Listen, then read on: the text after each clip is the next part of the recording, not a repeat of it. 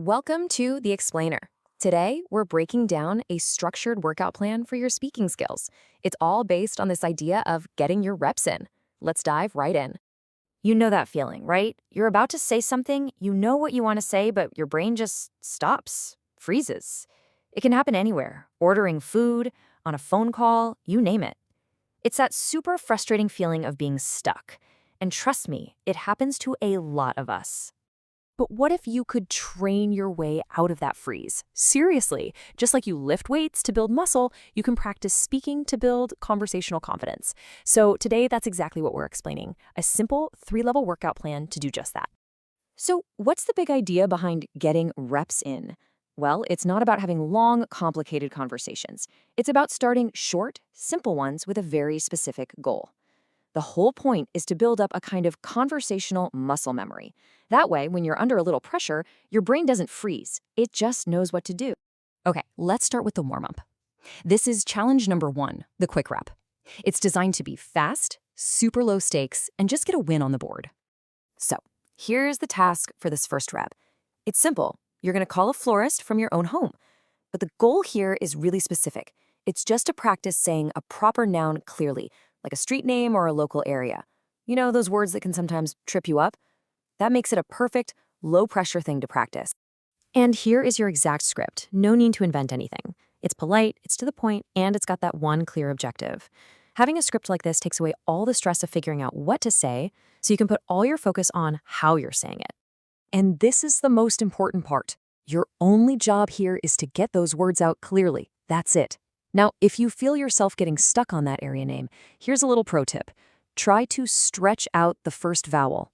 So if the name is, say, Maplewood, you just slightly draw out that may sound.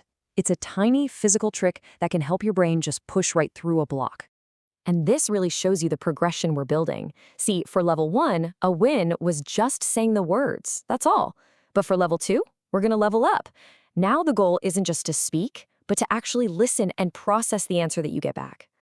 Let's see how that works. Welcome to Challenge 2, the moderate rep. Think of this as adding a little more weight to the bar in our workout. So for this one, the task is to call a community center. And notice how the goal has shifted. It's not about just saying one tricky word anymore. Now, it's all about handling a more complex, maybe even a multi-part answer from the person on the other end of the line. And this script is built to get you that longer answer. You're asking about 2 things: when the session starts and what the registration process is like. That's a 2-part question, which means you're pretty much guaranteed to get at least a 2-part answer. This is where your focus really shifts to active listening. And here's the key technique you're going to practice. Just summarize what they told you back to them, saying something like, okay, so just to confirm, I need to register online before Friday. That does 2 amazing things. First, it makes sure you actually understood them. And second, it gives you practice forming a response right there in the moment. All right, you've done the warm-up, you've added some weight, now it's time for the main event. Challenge 3 is the in-person rep. This is your full set. So we're moving off the phone and into a real in-person interaction. And the goal here is really clever. It's about shifting the dynamic. You're not trying to lead the conversation. Instead, you're going to manage a teaching interaction, where you put yourself in the role of the student. This script is just perfect for that. When you ask an expert to explain something, like the difference between 2 kinds of coffee makers, for example, you basically hand the microphone over to them. The pressure is now on them to do the talking, not you. Your job is just to let them teach you. You're practicing active listening, maybe popping in with a question when there's a natural pause. And the pro tip here is to use those little verbal nods, I see, right, to show that you're engaged without having to deliver a whole new sentence. Now, for any of these face-to-face interactions, I want to give you a really powerful technique you can use if you hit one of those difficult moments. Think of it as your confidence pro tip. It's called the eye contact hold. Okay, picture this. You hit a block. You stutter. What's your first instinct? It's probably to look down or look away, to hide, right? The challenge here is to fight that instinct. Instead, just hold their gaze. It sends this incredibly powerful signal to your own brain that says, hey, we're not in danger. Everything is okay.